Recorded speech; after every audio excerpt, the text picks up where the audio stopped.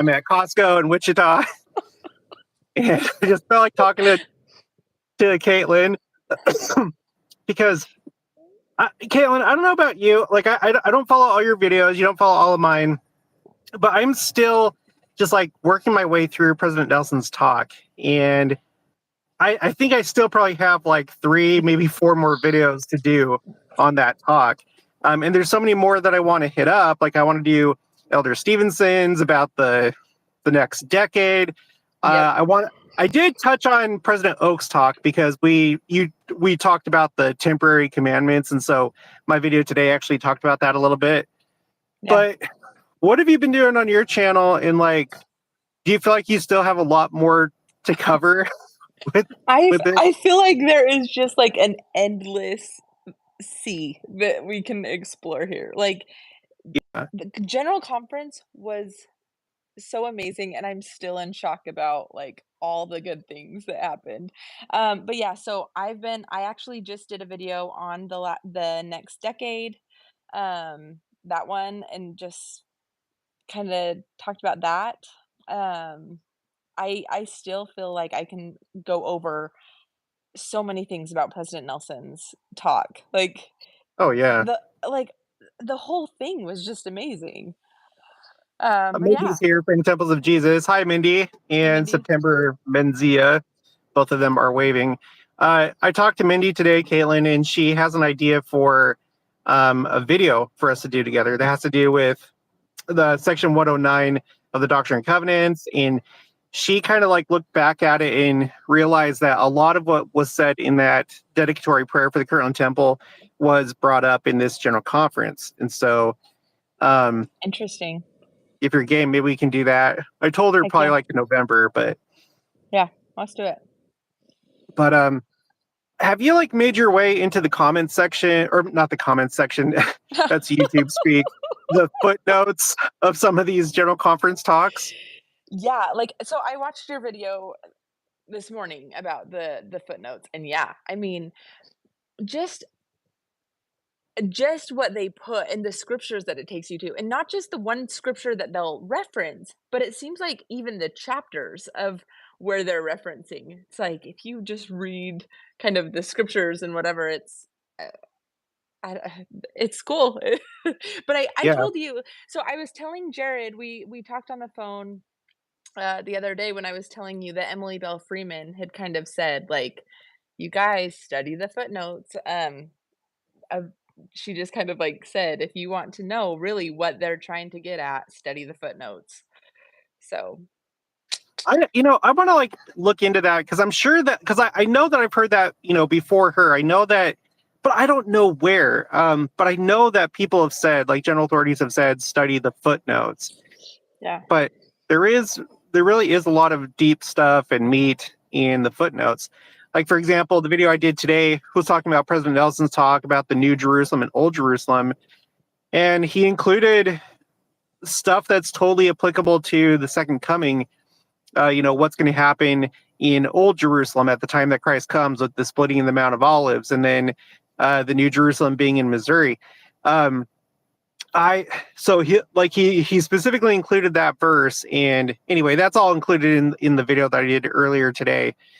But I'm sure that there's so much more. And you were telling me, let's talk about this again. Okay. You were telling me about this upcoming the Celebration of Light Worldwide Youth Devotional, and Yeah. I'm still probably going to do a separate video about this. But you said that was it an Instagram video where Emily Bell Freeman was talking about the 27th? Like, can you just like say that again so everybody can hear like what you noticed? Yeah, so I did a video on this, and I told Jared to do a video on his take of it. But so Emily Bell Freeman, well, the Young Women's General Presidency, they had a live Instagram video where they came out and they said, "Hey, you guys, we're so excited. We are," and it's interesting because they started out the video of like them all gathering with women walking into the temple to like go worship in the temple, and it's like a video of that, or you know what, it wasn't the temple, it was them walking into the church office building to like have their meeting. um and that's right, I thought at first, I was like, is that the temple? But I think it was the church office building where they walked in.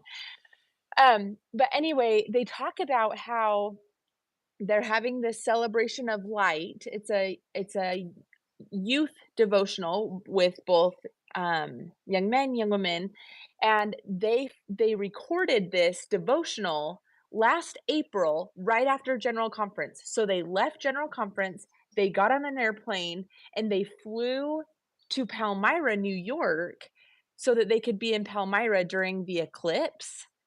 And they filmed this devotional during the eclipse in Palmyra, New York, and they said it's gonna be on the 27th for 27 minutes long, and it's gonna start with them in Palmyra, and then it's gonna end with Elder Soares in Brazil at the statue of Christ.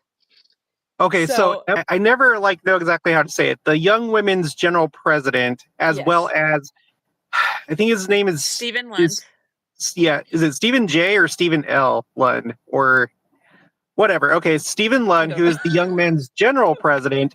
So those two, right after General Conference, because the next day was the eclipse on April 8th, those two went to Palmyra, and then they like filmed their portion from there, Uh-huh. and they're including the eclipse. Yeah. Like, I think it was during the eclipse. Wow, that's really I don't know. crazy. I don't know yet because, like, obviously we haven't seen the video, but Yeah. where it's Oh my talking about gosh. the celebration of light, and then so in my video, I also if you guys haven't seen it, like, go watch it, but I also talk about how there's been so many references to eclipses, especially like, there was one just barely in General Conference. This like, the first talk mentioned an eclipse. Yeah. Yeah. Elder Anderson's talk. Uh-huh. Okay, just really quick. Mindy says, oh, she's responding to somebody. Am Breakaway I says, cutting wow. What was that? am I cutting out or are you cutting out? Oh, I don't Mindy think says, it's me. we're both cutting out. But Jack Ferris says, not cutting out for me. So for some people, it's cutting out. Darn. It might be my service. I don't know. Um, David says, both cutting out. Wonder if I need to get closer to the house where I have Wi-Fi. I wondered if it was my phone. Susan Bailey, Redlands, pitch pitched on the hunt says looks great for me. Dang, for some people it's working, for other people it's not. Oh, dang it. I know But everyone's like, "Yeah, you're cutting out bad." Breakaway 34 says smooth now with an okay emoji. Okay, put 5x5 if everything is okay. Video, audio, put 5x5 and put no if it's not for either one. Jack Ferris 555. Okay, well that's close. Not quite a 5x5, but 3 5s. That's pretty good. Sam Hendrickson, you've been good the whole time for me. Okay, well let's just keep going for the people Okay. that it is working for. I'm Okay. getting a bunch of 5x5s. Me too. What? Maybe. That Hindu person, or I think that's Hindi, put Avengers. That's hilarious. You know what's funny about this, guys? If you can hear us, we have our little group of YouTube friends, Caitlin, me, and a few others, and we recently like used this like metaphor of us being like the Avengers, and we all picked characters. So that's just funny that random person put Avengers. Well, I think they put Avengers. I don't know if it whatever. Okay, so Oh. anyway, so yeah, so it started with Elder Anderson talking about the eclipse. I don't know if that was like playing into the upcoming celebration of light, youth devotional. I have no idea. From my point of view, it's just like this. The first time that we hear somebody really talking about an eclipse was back in 2017. Mhm. It was October 2017, and it was Elder Stevenson, and he pointed out that there were two very rare things that happened on the same day. It was the 2017 eclipse, the Great American Eclipse, and President Monson's 90th birthday.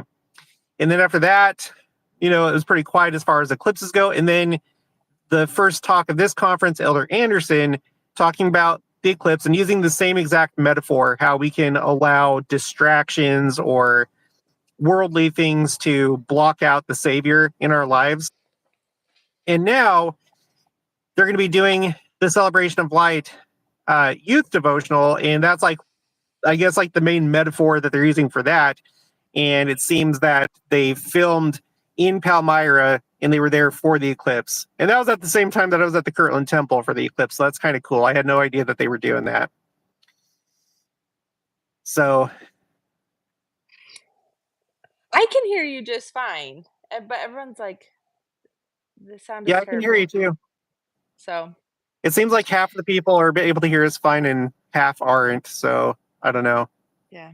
But yeah, I mean, I definitely think I just mentioned in my video that I just did, similar to what you were saying of like these eclipse, they really are signs of the times. Like they are really just at at first I thought like maybe we are looking too much into this, but they're drawing on these signs too, and they want us to see it and be aware of what's going on. Yeah.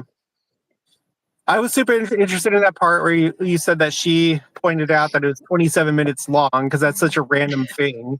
And I then it's know. on the 27th. And the only thing that I make of that is like, you have a 7 in there. So 2 times 7. I don't know. So It's interesting. there were Yeah. some people that commented on my video saying that the 27, like the Hebrew word for 27, which I didn't look into this. I don't know if it's true, but I think it means light or something. Oh, I'll have to look into that. In So, Hebrew, they don't have like words necessarily for numbers. They use letters. So mm, they'll use like a combination of letters. So like you have like the letters of the alphabet, but then you have certain letters that would represent like a 10 or whatever. I haven't mm, gotten that far with my Hebrew, but it may come down to gematria. I don't know. The Jews are really big into gematria, where you take the alphabet and each letter has a numerical value, and so they find a lot of meaning in like, for example, the Hebrew word Mashiach, or which is Messiah. If there's like other words that have that same value when you add up the numbers, then they'll be mm. like, oh, look, this word has the same value as Mashiach, and so these two things are related.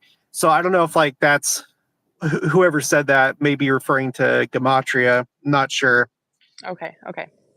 but I'll have to look into that. Yeah. So yeah, I'm gonna have to look at that video. So any other thoughts, like any other things that you've been thinking, anything that you've been talking about with your husband, your family? Well, not about this related, but I posted a video today about it's getting so many comments about, how I'm wrong and there's so many things left until the second coming. So my Uh gosh, never ends. my video was, does the Salt Lake City temple have to be completed for Christ to return? And then I share a video from the Book of Mormon videos where they are rebuilding the temple in Bountiful. Like they are like cementing stones into place. And I just felt like that's not really in the scriptures. It doesn't say like as we were rebuilding the temple in Bountiful. Like it doesn't say anything like that, but the church has been very careful about sticking close to the Book of Mormon and not really, where the Chosen will do like side stories to make it interesting. The Book of Yeah. Mormon has been very careful to stick with what the Book of Mormon says and does. So, anyway, in my video, I said it's really interesting that they're showing that the temple is being built, like rebuilt after the destruction that happened, right, concerning Mhm. the death of Christ. But I said, I think that that was put in for us to not be so blind as to think like, "Oh, it has to be after this," or "It has to be after that," or "We have to wait until these, like, certain things play out exactly the way that we think they have to." Um, so anyway, I've been getting so many comments about that and just being like, "No, there's still so many things that have to be done," and I'm just like, "Okay, like, alright." Well, there's nothing you can do. Just let them believe the way that they want to. But I don't know. It just seems so clear that it is really close if we just listen to the plain words of the prophets and the apostles, especially this general conference. But I think the Lord, it's not that he wants people to be unprepared. He's doing everything that he can to prepare people, but at the same time, there's people that have these ways of thinking, like people that want to put it off or they want to procrastinate their repentance. And so it's like, okay, yeah, sure. Go ahead and think that that it's not going to happen until the Salt Lake Temple is done. You go ahead and lean to your own understanding, but that's not, my ways are not your ways. My thoughts are not your thoughts. I'm coming when it's time. And you should have been prepared. You shouldn't have used that as a crutch. You shouldn't have Yeah. used that like, yeah, go ahead. Well, and I was just gonna say, like, I'm not saying at all that I know when he's coming. Like, I have 0 insider knowledge. I Mhm. you know what I mean? But it's just like I always say this, I just think we should be prepared as if it's tomorrow, because one day it will be. So Yeah. that's interesting that it's been in the Testaments, like how it was a similar scene in the Testaments too. Oh yeah. Yeah, Chris Johnson. Yeah, It's been such a long time since I've seen that movie. yeah. I don't know if it ever played outside of the Joseph Smith Memorial Building, did it? That's the only place I think I've ever seen it is the Joseph Smith Memorial Building. They have a theater in there. That was one of the videos I could watch on my mission, like, we had a disc of it.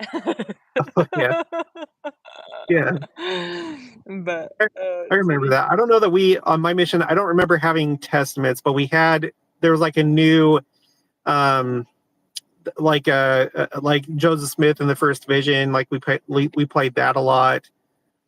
So, and in case you guys didn't know, I went to the Spain Barcelona mission, and Caitlin went to what mission specifically in the Dominican Uh, Republic? the Dominican Republic, Santo Domingo Oeste.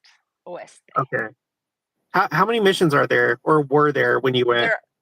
There I think well, there were 3, and I think there still are 3. There might be 4 now, actually, but they're getting a temple in the Santiago part, so the upper part of it. Yeah. Are you referring to the one that was just announced? Because I know there was a temple announced for the Mhm. Dominican Republic. Would that have been in your mission? No, so that's in the upper part, and I was on the Oh. west side. Oh. So Okay. there's, like, a east side, a west side, they're, like, kind of lower, and then there's, like, a Santiago, and it's, like, the whole top part of the island. Are there any So, other temples that you were excited to see that were announced this last general conference, or that I stood out to mean, you? there were none that what was it, Price, Utah? There was none that were, like, really stood out to me, but I always kinda get a chuckle when more come in Utah, but I will say, like, the temples in Utah are so busy all the time, so it's like, why not, you know? Yeah. So I so someone had pointed this out, I think, during one of the live streams that I think Wisconsin is getting its first temple, and I think it's significant anytime you have a state or territory or country that's getting its first temple, because along with the whole idea of like building all these temples and seemingly in preparation for the second coming and a big influx of members into the church, I think you would want to have that, like geographically speaking, you would want temples kind of spread out across the world and make sure that you have one at least in every country or state. And so at this point, the only states that I'm aware of that don't have temples are New Hampshire, Vermont, Maine, Rhode Island, Delaware, West Virginia, and Mississippi, I believe. If you guys can think of any others, put it in the comments below. And I was thinking also about this temple in Ireland because it'll be that nation's first temple. And I don't know. I think it's good. I think it's significant whenever there's a new temple in a brand new state or country. So those ones kind of stood out to me. And for some reason, the Milan, Italy temple, that's standing out to me too, because I guess like when it comes to Europe, I was surprised when they announced the second temple for Spain. That's where I started my mission. And mm, when I went, they already had the Madrid temple. But I thought it'd be a long time before we saw another temple in Spain. And yet we got one, and it's going to be in my mission, the Barcelona temple, and now we have 2 in Italy. So I don't know. It's just kind of interesting. Okay, let's see. Goblin 2004. I have a niece on her mission in the Milwaukee mission and was excited. That's great. Portia says we sure want one in Mississippi. Oh, we have someone from Mississippi here. How big is the church in Mississippi? Do you know? Bio Kinsman, very excited for temple in southeast Wisconsin, where I grew up. Yeah, so that's special for you. Yeah, it's going to be interesting to see more and more temples announced. It doesn't seem like there's any slowing down. Like, I don't know what the average has been, but ever since President Nelson's become president of the church, it feels like the average has maybe been like 17 temples per general conference. So I would think that if it was going to like slow down, we would start to see like a tapering, but it just seems like it's like at about that average. We don't What? care, buddy. 2 goofballs and alive. Yep, that's right. We don't care, buddy. Yeah, we do. Stiegel Lily, I saw that we have a 25-year plan for temple building. Oh, interesting. Where did you Where did see you see that? that? We're like, we need Caitlin, to you big goofball. know. David, we need a temple in Bangor, Maine. Have to travel to Boston to go. We have someone here from Maine. This is crazy. How like Wisconsin, Maine, Mississippi, all those places that I mentioned that don't have temples. We have people in the chat from these places. A commenter, so Siegel Lily says a commenter in one of your videos said a 70 mentioned that in a devotional. Oh, okay. Well, I wish there was a way to like verify that. Not that I don't trust that commenter, but like I wish we had something a little bit more solid, because that's interesting. September Menzia, we are expecting a large influx of new members in the Milwaukee area. Our stake president has called us to repentance and to gather. Wow, that's cool. That's interesting.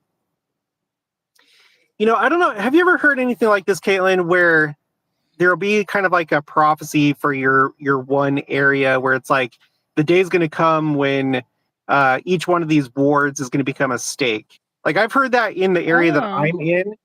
And then on my mission, I wish I would have like written this down, but I guess there was a general authority that said that the day is going to come for Spain that they're going to be baptizing, like the number of people that they're going to be baptizing is like a whole stake per month, essentially. Like it's just going to get like crazy. And I wish I could like pinpoint these, but have you ever heard anything like that at all in your life?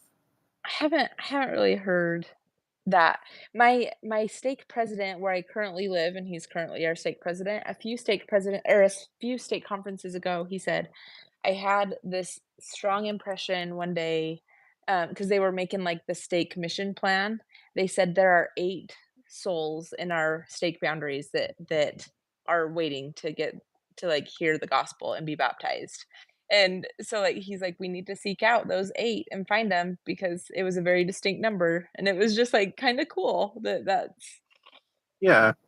so there were a few from our ward that did get baptized, like, shortly after he said that. I think there were, like, 2, maybe even 3 from our ward after that, but it was cool.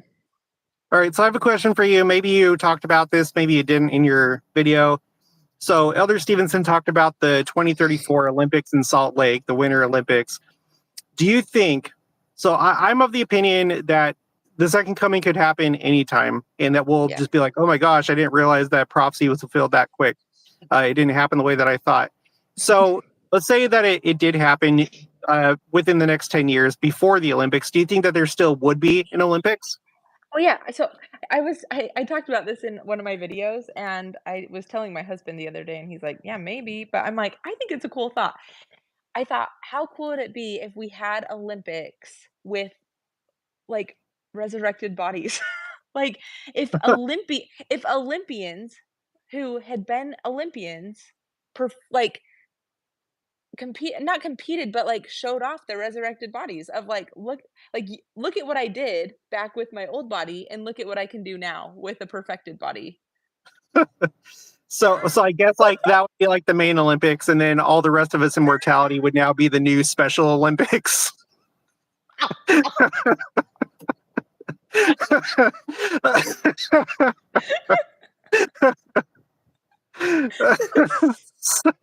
Sorry, that's bad. It's not meant to be offensive to anybody. Hopefully, you can see the humor in that. Oh, Um, I mean, I thought it was a cool thought, but you're like my husband, like, yeah, okay, well, but I'm like, how cool would that be though? To show like a before and after of like, look at what you used to do, look at what you can now do. well, so okay, so we're going way off into speculation land with this one, but what about what about the internet? Okay, so you and me, we are currently doing this weird uh, church influencer thing and having a great time, connecting with a lot of people and doing a form of like ministering. I feel like. Do you think that the internet or YouTube is going to come to an abrupt end at the second coming, or do you think that it's going to survive after that, after the second Well, coming? I don't know. I mean, obviously, you have those people who are like, "Oh no, the internet's gonna go out, and you're not gonna whatever." I don't know. I think the internet might look like an ancient technology when Christ returns. Like Yeah, I don't know what that means, but like you look at the first car or you looked at the first airplane, and that was within this dispensation, and now you see the things that we have now. Like you see private jets or you see like race cars and you're like, "Holy cow, like we didn't even know." And so I don't I think that we have a very limited. beginner model. Yeah, yeah, Yeah, a limited view on what the possibilities are. yeah. Well, So, what about, let's say, like, I was thinking more like near term, like the day after Christ's appearance to the world, after the great earthquake, and whatever's going to happen at that time, the day after, do you think that the internet's going to be down? Because the way I picture it, I figure that things are probably going to naturally transition over time, just like they do now. And we'll get to that point where all these things like look old and antiquated. Because I agree with you, there's yeah. probably things that we can't really conceptualize at this point when it comes to technology or whatever. But do you think the day after? Do you think that there's still going to be an internet to come back to? I think so. I think we're gonna be doing lives after of like, "You guys." Like, I think I think that's gonna be a big tool in helping to see like, helping show the world who maybe isn't believing in Christ, like, "No, we, like, met him. Like, look, look at us meeting him. Do you wanna come and see him?" Yeah. I don't know. I would imagine so. So I think that like all technology, based on a few quotes that I have, I think that all technology since the time of Joseph Smith, I guess even before, but especially since the time of Joseph Smith, has been given to us through inspiration to help gather Israel and prepare for the second coming. And missionary work is going to continue in the millennium, at least in the first part. And so, in fact, Joseph Fielding Smith said that that's when we're going to have our greatest need for missionaries. So I would think that there'd be some kind of plan in place to where the internet would still be around, because I feel like that's an important part of missionary work. It helps us reach a wider audience. And it's funny. I was actually talking with Mindy about this today. How I think that um, there's been kind of an explosion of church members that are doing social media within maybe the last like 5 to 10 years. And I think that's going to be super helpful at the beginning of the millennium when you have a large number of people join the church, because there's going to be a lot of things to talk about. There's going to be a lot of confusion. People are going to wonder, I think, was that actually Jesus Christ? And what happened to my loved ones that are no longer here?